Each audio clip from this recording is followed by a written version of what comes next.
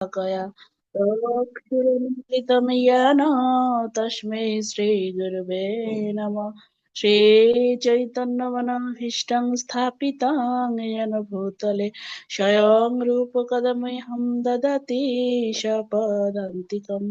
वन्देऽहं श्रीगुरु श्रीयुतपदकमलं श्रीगुरन् वैष्णवंश श्रीरूपं साग्रजातं सहगण रघुनाथान्वितं तं सजीवं साद्वैतं सावधूतं परिजनसहितं कृष्ण चैतन्य देवं श्रीराधाकृष्णपादान् सहगण ललिता श्रीविशाखान्वितं नमो विष्णुपादाय कृष्णपृष्ठाय भूतले श्रीमते जयपताका स्वामिनीते नामिने नमो आचार्यपादाय निताय कृपाप्रदायिने गौरकथा दामोदय नगरग्रामतारिणे नमो विष्णुपादाय कृष्णपृष्ठाय भूतले श्रीमते भक्तिवेदांत स्वामिनीति नामिने नमस्ते सरस्वती देवी गौरवाणी प्रचारिणे निर्विशेष शून्यवादी पाश्चात्य देशतारिणे वाञ्छाकल्पतरुभ्यश्च कृपा सिन्धुभ्यो एव च पतितानां पावनेभ्यो वैष्णवेभ्यो नमो नमो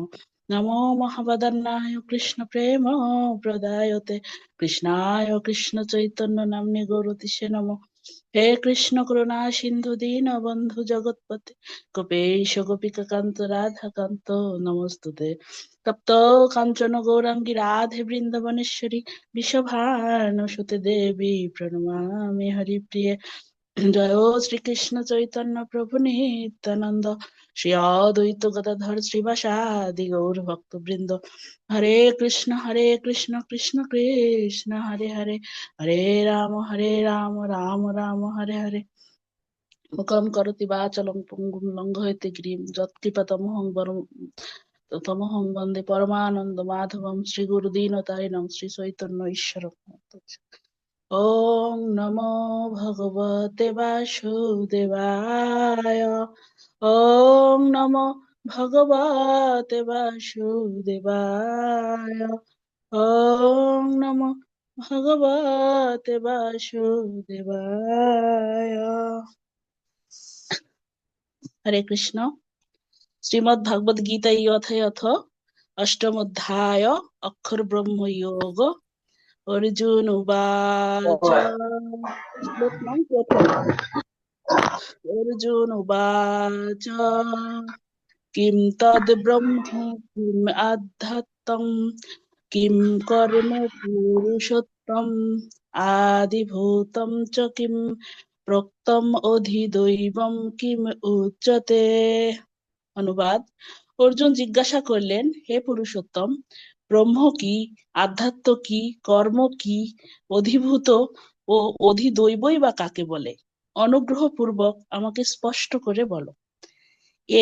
এটা হচ্ছে এমন একটা যে গীতার প্রত্যেকটা অধ্যায় একটার সাথে আরেকটা সংযুক্ত। এই ৭ নম্বর অধ্যায়ের শেষের দিকে ভগবান দুইটা শ্লোকে কিছু তত্ত্বের ইঙ্গিত দেন। তখন অর্জুন ওই তত্ত্বগুলো জানার জন্য ভগবানকে প্রশ্ন করেন। এখানে সেই প্রশ্ন দিয়ে এই অধ্যায়টা শুরু হয়েছে। তারপরে ২ নম্বর শ্লোকেও অর্জুন প্রশ্ন করেন। শ্লোক ২, অধিয়জ্ঞ কথম গোত্র ধেয়স্মিন মধুসূদন প্রয়াণ কালে চ কথম জ্ঞেয়সি নিয়তাত্ত্বভি। অনুবাদ, হে মধুসূদন, এই দেহে অধিযোগ্য কে এবং এই দেহের মধ্যে তিনি কিরূপে অবস্থিত?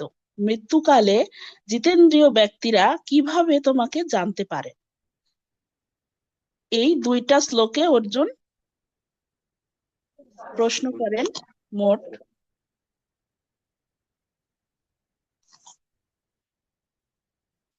৮টা প্রশ্ন করছে। এখন ভগবান ৩ নম্বর শ্লোক থেকে তার প্রশ্নগুলোর একে একে উত্তর দিবেন। আমরা এখানে ভগবানের শ্লোকটা কি বলছেন আমরা শুরু করি এবং প্রত্যেকটা প্রশ্নের উত্তর আমরা এখানে পেয়ে যাব। এবং এই অধ্যায়টা অনেক গুরুত্বপূর্ণ, কারণ এমন একটা কথা এই অধ্যায়ে বলা হয়েছে যেটা আমাদের সারা জীবনের প্রস্তুতি নিয়ে, মানে ভক্তি জীবন সেটা হচ্ছে সারা জীবনের প্রস্তুতি হচ্ছে মৃত্যুর জন্য। এইটাই ভক্তি জীবন। তো এখানে সেই কথাটাই বলা হয়েছে। শ্লোক 3। শ্রী ভগবান উবাচ অক্ষরং ব্রহ্ম পরমম স্বভাব আধ্যাত্মম উচ্যতে ভূত ভূত ভাবত কর বিসর্গ কর্ম সঙ্গতিহ। পরমেশ্বর ভগবান বললেন, নিত্য বিনাশ রহিত জীবকে বলা হয় ব্রহ্ম এবং তার নিত্য স্বভাবকে আধ্যাত্ম বলে। ভূতগণের উৎপত্তি ও বৃদ্ধিকর সংসারী কর্ম। এখানে ভগবান আধ্যাত্ম সম্পর্কে বলেছেন যে আধ্যাত্ম কি। জীবকে বলা হয়েছে আধ্যাত্ম, জীবকে বলা হয়েছে ব্রহ্ম এবং তার যে স্বভাব, তার যে মানে তাকে যেভাবে তৈরি করা হয়েছে, এখানে এই স্বভাব বলতে তার প্রকৃতিকে বোঝানো হয়েছে। প্রকৃতি বলতে যে তার স্বরূপটা কি। জীবের স্বরূপ হচ্ছে ভগবানের সেবা করা, ভগবানের নিত্য দাস। জীব হচ্ছে ভগবানের নিত্য দাস, সেই স্বভাবকে এখানে বোঝানো হয়েছে যে এইটা হচ্ছে আধ্যাত্ম। আর ভূতগণের উৎপত্তি ও বৃদ্ধিকর সংসারই হচ্ছে কর্ম। এই যে সংসার চক্রে জীব একের পর এক সংসার চক্রে সে মানে ঘুরতেছে, সেই 84 লক্ষ যোনি ভ্রমণ, এইটাই হচ্ছে তার কর্ম। তার কর্ম করার এই ক্ষেত্র, এটা এই জগৎটা হচ্ছে তার কর্মক্ষেত্র। এটাই, এখানেই সে বিভিন্ন রকম তার বাসনা অনুসারে সে কর্ম করে থাকে। শ্লোক 4। অধিভূতং খরো ভাব পুরুষ চ অধিদৈবম অধিযোগ্য ইমে অত্র দেহে দেহভৃতম্বর। অনুবাদ, হে দেহধারী শ্রেষ্ঠ, নশ্বর জরা প্রকৃতি অধিভূত সূর্য চন্দ্র আদি সমস্ত দেবতাদের সমষ্টি রূপ বিরাট পুরুষকে অধিদৈব বলা হয়। আর দেহীদের দেহান্তর্গত অন্তর্যামী রূপে আমি অধিযজ্ঞ। এখানে যে এই জরা প্রকৃতিকে বলছে অধিভূত, আর ভগবানের যে বিরাট রূপ, সমস্ত দেবতাদের সমন্বয়ে যে বিরাট রূপ বর্ণনা আছে, সেই বিরাট রূপকে বলা হয়েছে অধিদৈব। এবং ভগবান যে অন্তর্যামী রূপে পরমাত্মা রূপে চলে পরমাত্মা রূপে অবস্থান করেন জীবের দেহে, প্রত্যেকটা জীবের দেহেই ভগবান পরমাত্মা রূপে অবস্থান করেন, সেইটাই হচ্ছে অধিযোগ্য। ভগবানের সেই স্বরূপটাকে বলা হচ্ছে অধিযোগ্য। শ্লোক 5। অন্তকালে চ মামেব স্বরং মুক্তা কলেবরম ইয় প্রয়তি স্বমদ্ভাবম ইয়াতি নাস্তত্র সংশয়। অনুবাদ, মৃত্যুর সময় যিনি আমাকে স্মরণ করে দেহত্যাগ করেন তিনি তৎক্ষণাৎ আমার ভাবই প্রাপ্ত হন, এই বিষয়ে কোনো সংশয় নেই। এখানে এই শ্লোকটাকে প্রভুপাদ খুব সুন্দরভাবে বিশ্লেষণ করেছেন যে এইটাই হচ্ছে কৃষ্ণ ভাবনামৃত। যে সব সময় যেন আমরা ভগবানকে মরণ মরণ সব সময় যদি আমরা ভগবানকে স্মরণ করি, তাহলে মৃত্যুর সময় ভগবানের কথা আমাদের অবশ্যই স্মরণে হবে। আর মানুষ যা মনে মনে ভাবে সেইটাই তার মৃত্যুর সময় তার স্মৃতিপটে আসে। এই জন্য এই যে অনুশীলন, কৃষ্ণ ভাবনামৃতের যে অনুশীলন, সেইটার দিকেই এই শ্লোকটার শ্লোকটার যে মূল ভাব, এইটা আমাদের সেই কৃষ্ণ ভাবনামৃতকে ইঙ্গিত করা হয়েছে যে আমাদের কি করতে হবে। শ্লোক 6। ইয়ং ইয়ং আপি স্মরণং ভাবম ত্যজেয়ন্তে কলেবরম তম তমেবৈতি কুন্তেয় সদা তদ্ভাব ভাবিতঃ। অনুবাদ, অন্তিম কালে যিনি যে ভাব স্মরণ করে দেহত্যাগ করেন তিনি সেই ভাবে ভাবিত তত্ত্বকেই লাভ করেন। এটা আমরা ভাগবতমের মাধ্যমে এটা আমরা উপলব্ধি করতে পারি যে আহ, ভরত মহারাজ ভরত মহারাজের উদাহরণটা আমরা খুব ভালোভাবে সবাই জানি যে তিনি মৃত্যুর সময় হরিণের কথা চিন্তা করতে করতে দেহত্যাগ করেন। তিনি যদিও ভাব স্তরের ভক্ত ছিলেন, তবুও তার ওই শেষ মুহূর্তের চেতনাটা ছিল হরিণ সম্বন্ধীয়। জন্যে তিনি পরবর্তী যে দেহ লাভ করেন মৃত্যুর পরে, সেইটা ছিল হরিণ দেহ। এইটা এইটার এই উদাহরণটার মাধ্যমে আমরা এই শ্লোকটার তাৎপর্যটা বোঝা যায়। শ্লোক 7। তস্মাৎ সর্বেষু কালেষু মাম অনুস্মর যুদ্ধ চ ময়ি অর্পিত মনোবুদ্ধি মাম এব এষ্যসি অসংশয়ঃ। অনুবাদ, অতএব হে অর্জুন, সর্বদা আমাকে স্মরণ করে তোমার স্বভাববিহিত যুদ্ধ করো, তাহলে আমাতে তোমার মন বুদ্ধি অর্পিত হবে এবং নিঃসন্দেহে তুমি আমাকেই লাভ করবে। এখানে শুধু অর্জুনকে যে উপদেশ দিয়েছেন ভগবান তা না, অর্জুনের স্বভাববিহিত কর্ম হচ্ছে সে ক্ষত্রিয়, সে যুদ্ধ করবে, এটাই তার স্বভাববিহিত কর্ম। তেমনি আমাদের সমস্ত, বিশেষ করে মানুষ যারা শ্রেষ্ঠ জীব, তাদেরও যে তারা যে কর্ম করেন স্বভাববিহিত কর্ম, সেটাকে ত্যাগ করতে মানুষ পারে না, কিন্তু ভগবানকে যুক্ত করতে পারে। এইটা হচ্ছে এই শ্লোকের উম, ভাবনা, বা ভগবানের যে এ, যে যে ভাবনা থেকে তা বলছেন যে যে তুমি তার তোমার স্বভাববিহিত কর্ম করো এবং মন বুদ্ধি আমাতে অর্পণ করো। তা আমরাও আমাদের স্বভাববিহিত কর্ম কি, আমরা যে কাজটা করি সেইটা আমাদের স্বভাববিহিত কর্ম, আমাদের চেতনা অনুযায়ী সেই কাজটাই আমরা করি। তো সেইখানে ভগবান যদি কেন্দ্রে থাকে এবং তাকে কেন্দ্র করে যদি আমাদের জীবন আবর্তিত হয়, আমাদের কাজগুলি আমরা করতে পারি, তাহলেই আমরা সব সময় ভগবানকে স্মরণে রাখতে পারবো। যে 24 ঘন্টা যে কৃষ্ণ ভাবনামৃত বলা হয়, তো এই 24 ঘন্টাটা ঘুমের মধ্যেও এবং আমাদের কর্মের সময়েও এটা সবটাই ইনক্লুডেড থাকে। যদি আমরা কৃষ্ণকেই কেন্দ্রে রেখে কর্ম করি, তাহলে আমাদের এই 24 ঘন্টার যে বলা হয় যে কৃষ্ণ ভাবনাময় থাকা, সেটা হয়ে যায়। শ্লোক অষ্টম। অভ্যাসযোগযুক্তেন চেতসানান্যগামিনা পরমং পুরুষম দিব্যম ইয়াতি পার্থ অনুচিন্তয়ন। অনুবাদ: হে পার্থ, অভ্যাস যোগে যুক্ত হয়ে অনন্যগামী চিত্তে যিনি অনুক্ষণ পরম পুরুষের চিন্তা করেন, তিনি অবশ্যই তাকেই প্রাপ্ত হন। ভগবান এতক্ষণ বলতেছিল যে আমার স্মরণে আমাকে মন বুদ্ধি অর্পণ করো, এরপরে একটু দ্বিধাগ্রস্ত করে দিয়েছেন আমাদেরকে। এখন পরম পুরুষ বলতেছে, কেন তুমি তো পরম পুরুষ, কেন তুমি আবার পরম পুরুষের কথা বলতেছো? এখানে একটু মানুষ দ্বিধাগ্রস্ত হয়ে যায়, আমার নিজেরই এরকম লাগে যে ভগবান এরকম কথা বলছে কেন। এখানে একটু দ্বিধাগ্রস্ত করে দিছেন তিনি। এখন সেই মানে যে উম, যে ভগবানের আমরা তিনটা রূপ জানি, যে তিনি হচ্ছেন ব্রহ্ম এবং পরমাত্মা এবং ভগবান। এখানে সেই ব্রহ্মকে, যা নিরাকার ব্রহ্মের, যেভাবে নিরাকার ব্রহ্মকে কিভাবে পাওয়ার যে পন্থা, এখানে ভগবান সেই দিকে আলোকপাত করছেন। এর পরবর্তী কয়েকটা শ্লোকে ভগবান সেই কথা বলছেন। আমরা একটু দেখি। শ্লোক 9। কবিং পুরাণম অনুশাসিতারম অনুনিয়ম সনুস্মরতি ইয়ঃ সর্বস্য ধাতরচিন্তরূপম আদিত্যবর্ণং তমসো পরাত্তা। অনুবাদ: সর্বজ্ঞ, সনাতন, নিয়ন্তা, সূক্ষ্ম থেকে সূক্ষ্মতর, সকলের বিধাতা, জড় বুদ্ধির অতীত, অচিন্ত ও পুরুষ রূপে পরমেশ্বর ভগবানের ধ্যান করা উচিত।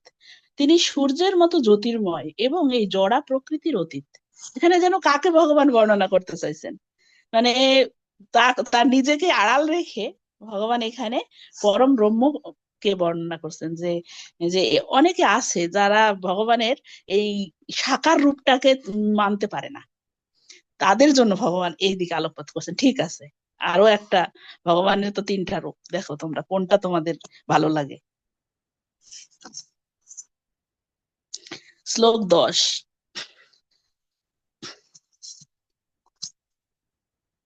প্রয়াণকালে মনসা অচলেন ভক্তায়ুক্ত যোগ বলেন চৈব ভ্রুবর মধ্যে প্রাণমবিশ্য সম্যক সতং পরম পুরুষম উপতি দিব্যম। অনুবাদ: তিনি মৃত্যুর সময় অচঞ্চল চিত্তে যিনি মৃত্যুর সময় অচঞ্চল চিত্তে ভক্তি সহকারে যোগ শক্তির বলে ভ্রুযুগলের মধ্যে প্রাণবায়ুকে স্থাপন করে পরমেশ্বর ভগবানকে স্মরণ করেন, তিনি অবশ্যই সেই দিব্য পরম পুরুষকে প্রাপ্ত হন। এটা কোনো সাধারণ মানুষের কথা না, এটা কোনো সাধারণ মানুষ এভাবে পারেন।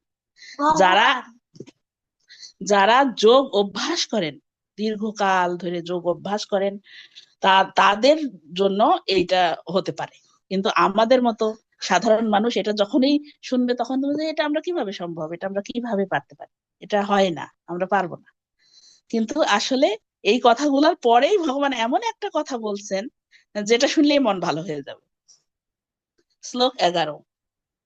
ইয়দক্ষরং বেদবিদো বদন্তি বিশন্তি ইয়দিয়তো বিতরাগঃ যদিচ্ছন্ত ব্রহ্মচর্যং চরন্তি তত্তে পদং সংগ্রহেণ প্রবক্ষে। অনুবাদ: বেদবিদ পণ্ডিতেরা যাকে অক্ষর বলে অভিহিত করেন, বিষয়ে আসক্তি শূন্য সন্ন্যাসীরা যাতে প্রবেশ করেন, ব্রহ্মচারীরা যাকে লাভ করার ইচ্ছায় ব্রহ্মচর্য পালন করেন, তার কথা আমি সংক্ষেপে তোমাকে বলবো। অর্জুনকে বলছে ভগবান।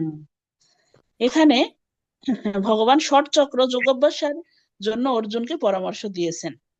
অর্জুন তো এগুলো শুনে টুনে ওর মাথা তো কাজই করছে না, যে কি সব বলছে, এখন আমি যুদ্ধক্ষেত্রে দাঁড়ায় আছি আর আমাকে কি সব যোগ টোগ অভ্যাসের পরামর্শ দিচ্ছে, মাথা তো খারাপ হয়ে যাবে। এই আর কি, একটু মাথাটা একটু ঘুরাই দেওয়ার জন্যই ঠিক বলা এই কথাটা। শ্লোক 12। সর্ব সর্বদারানি সংযম্য মনোহৃদি নিরুদ্ধ চ মূর্ধা মূর্ধি আধায় আত্মন প্রাণম ই প্রাণমস্থিত যোগ ধারণম। অনুবাদ: ইন্দ্রিয়ের সব কয়টি দ্বার সংযত করে মনকে হৃদয়ে নিরোধ করে এবং হৃদয়ের মধ্যে প্রাণ স্থাপন করে যোগে স্থিত হতে হয়। এখান থেকে ভগবান যোগের পন্থা বর্ণনা করছেন, যে কিভাবে ওই ষট চক্র নিয়ন্ত্রণ, যে যোগ অভ্যাস, যে যোগ, আমরা যে জ্ঞান যোগে যে যোগের কথা জানছি সেইগুলো কিভাবে করতে হয় সেইটা ভগবান এখানে বর্ণনা করেছেন কিছুটা। শ্লোক 13। ওং ইতি একাক্ষরং ব্রহ্ম বাহরন মাম অনুস্মরণ ইয় প্রয়াতি তেজন দেহৈষ্যাতি পরমাম গতিম। অনুবাদ: যোগাভ্যাসে প্রবৃত্ত হয়ে পবিত্র ওঙ্কার উচ্চারণ করতে করতে কেউ যদি পরমেশ্বর ভগবানকে স্মরণ করে দেহত্যাগ করেন, তিনি অবশ্যই পরমাগতি লাভ করেন। এটা যারা যোগরূঢ় অবস্থায় থাকেন তারা এই যোগ অভ্যাসে যারা একদম মানে শেষ ধাপ যখন মানুষ অর্জন করে, তখন যোগরূঢ় হন, তখন মানুষ এইটা করতে পারেন যে তার ইচ্ছা শক্তির দ্বারা সে যখন চায় তখন উম, সে ভগবানের নাম করতে করতে ব্রহ্মতালু দিয়ে তার আত্মাটাকে ঊর্ধ্বলোকে গমন করেন। এটা এটা তখন সম্ভব হয় যারা যোগ অভ্যাস করেন, তাদের এটা হতে পারে। শ্লোক 14। অনন্য চেতা স্বততং ইয়মাম স্মরতি নিত্যশঃ তস্যাহং সুলভ পার্থ নিত্যযুক্তস্য যোগিনঃ। হে পার্থ, যিনি একাগ্র চিত্তে কেবল আমাকেই নিরন্তর স্মরণ করেন, আমি সেই নিত্যযুক্ত ভক্ত যোগীর কাছে সুলভ হই। এইখানে একটু আভাস পাওয়া যাচ্ছে, আমাদের দিকে একটু ফোকাস করতেছে, যে যিনি একাগ্র চিত্তে কেবল আমাকেই নিরন্তর স্মরণ করেন, যে অন্য কোনো তার একাগ্রতা অন্য কোনো দিকে নাই, শুধু একাগ্রতা ভগবানের দিকে। আমি সেই নিত্যযুক্ত ভক্ত যোগীর কাছে সুলভ হই। সোনামণি, তুমি চলে যাও, একটু বাবার কাছে চলে যাও। এখানে ভগবান আমরা যে লাইনে আছি, আমরা যে কৃষ্ণ ভাবনাময় যে পথে আছি, সেই পথটাকে এখানে ফোকাস করছেন এবার ভগবান, যে যারা নিত্য যুক্ত, প্রতি মুহূর্তে ভগবানের সাথে যুক্ত আছে, ভগবানকে ভুলে না কখনো, সব সময় তার কথাই মনে পড়ে। মানে কি বলবো, তারা সব কিছুতে, যেমন কৃষ্ণ অর্জুন দশমতে জিজ্ঞেস করছিল যে কি করে আমি তোমাকে মনে রাখবো, কি কি কি কি দ্বারা তোমাকে আমি মনে রাখতে পারি, বিভূতি যোগে ভগবান তখন বর্ণনা করছিলেন। তেমনি ভক্তরা সারাক্ষণই সবকিছুতেই কেন জানি ভগবানের হাতই দেখতে পায়, ভগবানকে মনে পড়ে যায়, ভগবানই এটা করাচ্ছেন, সমস্ত কিছুতে তার ভাবনার চেতনার মধ্যে ভগবান কাজ করে। এই জন্য ভগবান তাদেরকে বুঝাইছেন যে তারা সবসময় ভগবানকে অনুক্ষণ একাগ্র চিত্তে তার কথাই স্মরণ করেন। তার কাছে ভগবান সুলভ হন। ভগবান আসলে কারো কাছেই সুলভ না। ভগবান অত্যন্ত দুর্লভ, ভগবানকে জানাটাই অত্যন্ত দুর্লভ, কিন্তু ভগবান নিজে বলছেন যে নিত্য যুক্ত ভক্ত যোগীর কাছে আমি সুলভ হই। কতটা মানে কতটা আনন্দের, কতটা সুখের যে আমরা যদি ভগবানকে এইভাবে অনক্ষণ মনে রাখতে পারি, সে আমাদের কাছে সুলভ হতে চায়, আমরা তাকে কত সহজে কাছে পেতে পারি, এটা একটা উপায়।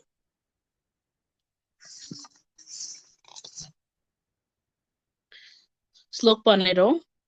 মাম উপেত্ত পুনয়ন্ম দুঃখালয়ম অশাশ্বতম না ন ন আপ্নুবন্তি মহাত্মন সংসিদ্ধিম পরমম গতঃ। অনুবাদ: মহাত্মা ভক্তি যোগ পরায়ণ ভক্তি যোগীগণ আমাকে লাভ করে আর এই দুঃখপূর্ণ নশ্বর সংসারে পুনরায় জন্মগ্রহণ করে না, কেননা তারা পরম সিদ্ধি প্রাপ্ত হয়েছেন। এখন এদেরকে ভগবান বলছে মহাত্মা। ভগবান এদেরকে মহাত্মা বলে বলে সম্বোধন করছে। যারা ভক্ত যোগী তাদেরকে ভগবান মহাত্মা বলতেছেন। যে আমরা মহাত্মা বলতে কি বুঝি, যে যারা জড়জাগতিক জীবনে ভালো কাজ করে এদের আমরা মহাত্মা বলি, কিন্তু ভগবান এখানে কাদেরকে মহাত্মা বলছেন? ভগবান মহাত্মা বলছেন ভক্ত যোগীদের, যারা ভগবানের প্রতি মানে অনন্য চিন্তে তার ভজনা করেন, তাদেরকে ভগবান মহাত্মা বলছেন। তো বলছেন যে তারা ভগবানকে লাভ করেন, কারণ তারা তো সবসময় ভগবানের চিন্তাই করেন। তো ভগবানের চিন্তা করতে করতেও তারা এই দেহ এই নশ্বর সংসার পরিত্যাগ করেন। তো ভগবানকে তো লাভ করবেই, সেটা তো সে ভগবান আগেই বলে দিয়েছেন। এবং তাদের আর এই সংসারে জন্মগ্রহণ করতে হয় না। কিন্তু কেউ কেউ মাঝে মাঝে আসে, প্রভুপাদের মতো যারা মহাত্মা, যারা আমাদের মতো পতিতদের উদ্ধার করতে চান, ভগবান তাদের মাঝে মাঝে প্রেরণ করেন আমাদেরকে উদ্ধার করার জন্য, আমাদেরকে পথ দেখানোর জন্য। শ্লোক 16। আব্রহ্ম ভুবনাল্লোকা পুনরাবর্তিন অর্জুন মাম উপত্য তু কুন্তেয় পুনর্জন্ম ন বিদ্যতে। অনুবাদ: হে অর্জুন, এই ভুবন থেকে ব্রহ্মলোক পর্যন্ত সমস্ত লোকই পুনরাবর্তনশীল, অর্থাৎ পুনর্জন্ম হয়, কিন্তু হে কুন্তেয়, আমাকে প্রাপ্ত হলে আর পুনর্জন্ম হয় না। এটা আমরা সবাই জানি যে 14টা ভুবন আছে একেবারে। এই এই ব্রহ্মাণ্ডে 14টা ভুবন, এই সমস্ত ভুবন গুলোতে যদি মানুষ যাওয়ার সুযোগও পায়, তো সেখান থেকে আবার চলে আসতে হয় এই মর্তলোকে। এই মর্তলোক হচ্ছে মানে সব জায়গা যাওয়ার হচ্ছে করিডোর, এখান থেকে সব জায়গায় যাইতে হয়।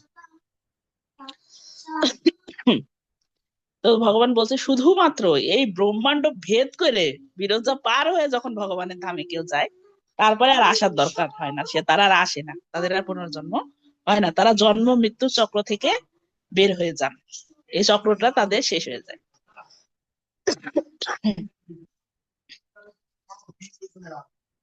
শ্লোক 17। সহস্র যুগ পর্যন্তম মহৎ ব্রাহ্মণ বিদু রাত্রিমিয়ুগ সহস্রান্তম তে অহরাত্র বিদো জনা। মনুষ্য মানের সহস্র চতুর্যুগ ব্রহ্মার একদিন এবং সহস্র চতুর্যুগে এক রাত্রি হয়, এভাবে যারা জানেন তারা দিবারাত্রির তত্ত্ববেত্তা। অর্থাৎ আমরা জানি যে ব্রহ্মা 100 বছর বাঁচেন, ব্রহ্মার আয়ু 100 বছর, কিন্তু ব্রহ্মার এক দিনে 2টা কল্প হয়। এক হচ্ছে তার দিন, 12 ঘন্টার একটা দিন আমাদের যেমন, তেমনি ওই দিন হচ্ছে একটা কল্প, এবং তার একটা রাতও একটা কল্প। এইভাবে ব্রহ্মার এক কল্প হতে আবার আমরা জানি সত্য ত্রেতা দাপর কলি এরকম 4টা যুগ আছে। এই 4টা যুগ 1 সহস্র বার যদি পুনরাবর্তন করে, একের পর এক আসতে থাকে, তাহলে এক কল্প হয়। তো এই বলছে এই যখন ব্রহ্মার একটা কল্প শেষ হয়, ব্রহ্মার একটা দিন যখন শেষ হয়, ব্রহ্মার দিনে জীব জীব সকল তারা এই এই জগতে এই প্রকৃতিতে থাকেন এবং তারা তাদের জীবন ধারণ করে থাকেন এবং তারা কর্ম করতে পারেন। আর যখন ব্রহ্মার রাত্রি হয়, রাত্রির আগমে, তখন এই এই ব্রহ্মাণ্ডে প্রলয় হয়। তখন এই সমস্ত জীবগুলো আবার ভগবানের নাভিতে আশ্রয় নেয়। আবার নতুন করে ব্রহ্মা তার দিনের দিন যখন শুরু হয় তখন আবার সৃষ্টি করেন। আবার যখন রাতে ব্রহ্মা ঘুমিয়ে পড়েন তখন আবার সমস্ত জীবেরাও বিশ্রামে চলে যায় প্রলয় হওয়ার পরে, এরকম হয়। শ্লোক 18। অবক্তাদ ব্যক্তয় সর্ব সর্বা প্রভবন্তি অহরাগমে রাত্রাগমে প্রলীয়ন্তে তত্রৈ তত্রৈয়েব অব্যক্ত সঙ্গকে। ব্রহ্মার দিনের সমাগমে সমস্ত জীব অব্যক্ত থেকে অভিব্যক্ত হয় এবং ব্রহ্মার রাত্রির আগমে তা পুনরায় অব্যক্তে লয় প্রাপ্ত হয়। আমি যেটা আগে বলছিলাম, ব্রহ্মার দিনের সময়ে জীবেরা ব্যক্ত থাকে, তখন তখন তাদেরকে দেখা যায়। আর যখন ব্রহ্মার রাত্রির আগমন হয় তখন তারা আবার অব্যক্ত হয়ে যায়। অব্যক্ত মানে তারা দৃশ্যমান থাকে না। শ্লোক 19। ভূতগ্রামশ এবায় ভূতভূত প্রলীয়তে রাত্র আগমে অবশ পার্থ প্রভবতী অহ আগমে। হে পার্থ, সেই ভূত সমূহ পুনঃ পুনঃ উৎপন্ন হয়ে ব্রহ্মার রাত্রির সমাগমে লয় প্রাপ্ত হয় এবং পুনরায় দিনের আগমনে তারা আপনা থেকেই প্রকাশিত হয়। তখন বলছে যে সমস্ত জীবেরা, ভূত বলতে এখানে জীবদের বোঝানো হয়েছে, সমস্ত জীবেরা পুনঃ পুনঃ উৎপন্ন হয় এবং ব্রহ্মার রাত্রি সমাগমে আবার লয় প্রাপ্ত হয়। আবার দিন যখন শুরু হয় তখন আবার তারা আগমন করে। এভাবেই সৃষ্টি এভাবেই চলতে থাকে।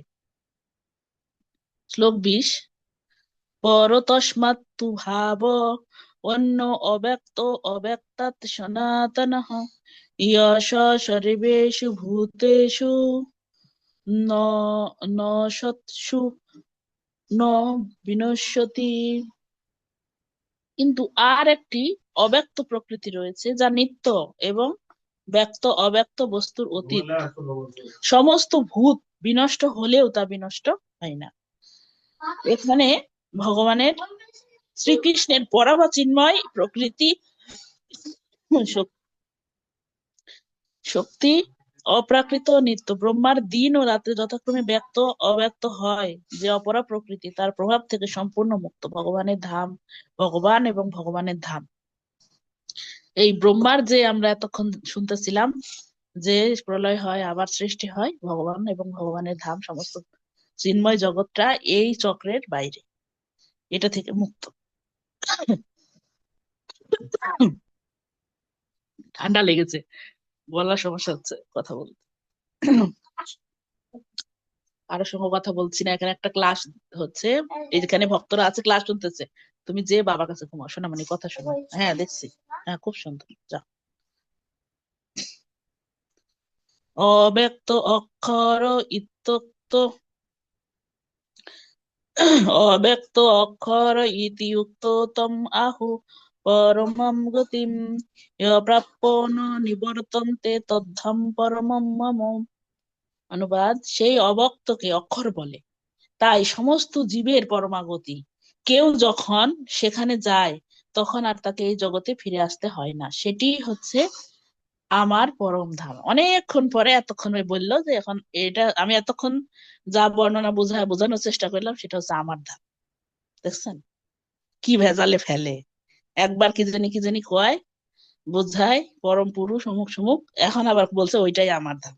তাহলে বুঝেন অবস্থাটা কি, মানুষের মাথাটা গুলায় দেয়। এই যে অর্জুন কি এমনি ঝামেলায় পড়ে যায় নাকি? এই যে এরকম এরকম কথাবার্তা বলে তখনই দ্বিধাগ্রস্ত হয়, এই কি বললো এতক্ষণ, আবার আবার কি বলে। আমাদের অবস্থাও সেরকম। তো ভগবান তখন এতক্ষণ পরে বলছেন যে আমার ধামে যখন কেউ ফিরে আসে তখন আর তাকে জড় জগতে ফিরতে হয় না, সেটাই আমার ধাম। শ্লোক 22।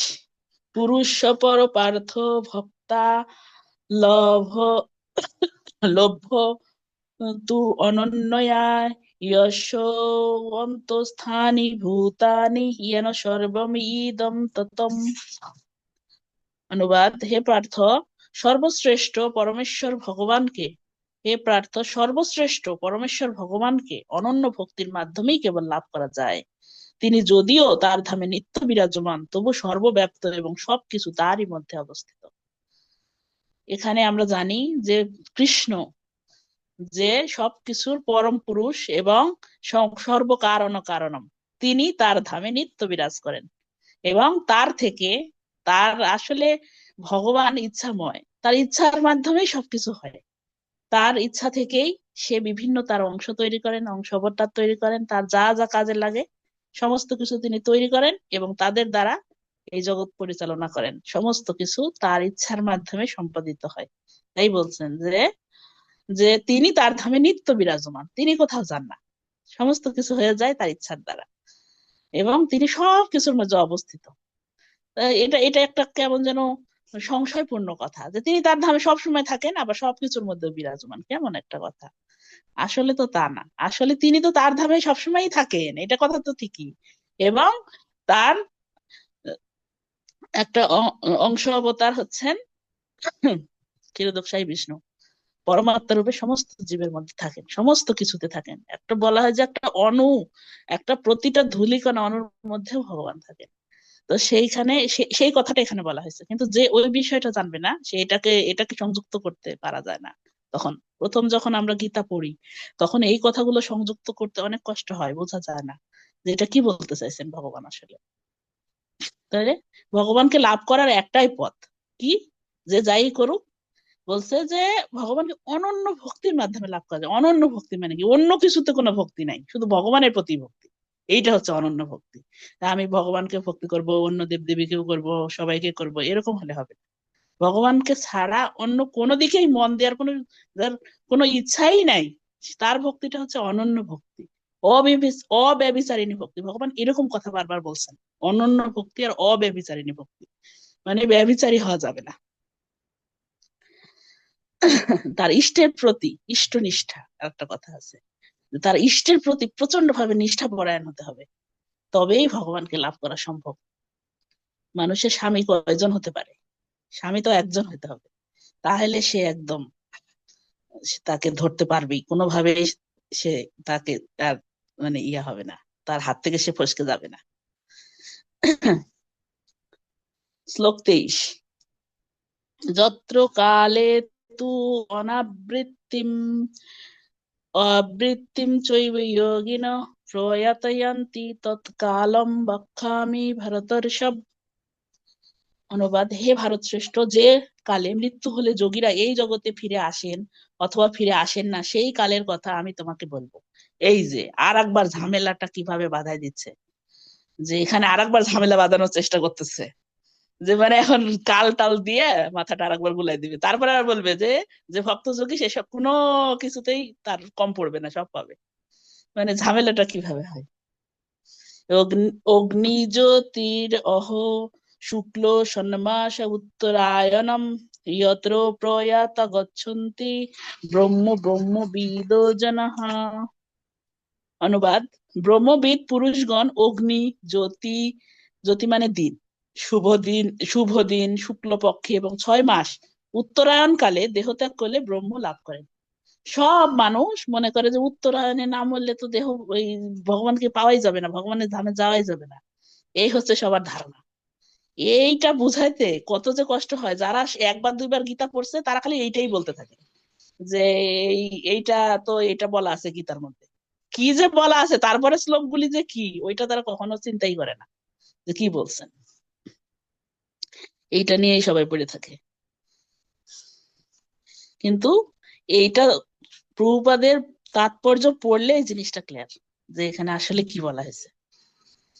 শ্লোক 25, ধূম রাত্রিস্তথা কৃষ্ণ ষণ্মাস দক্ষিণায়নম তত চন্দ্রমাসম জ্যোতির্যোগী প্রাপ্য নিবর্ততে। ধূম রাত্রি, কৃষ্ণপক্ষ এবং দক্ষিণায়নের 6 মাস কালে দেহত্যাগ করে যোগী চন্দ্রলোকে গমন পূর্বক সুখ ভোগ করার পর পুনরায় মর্তলোকে প্রত্যাবর্তন করেন।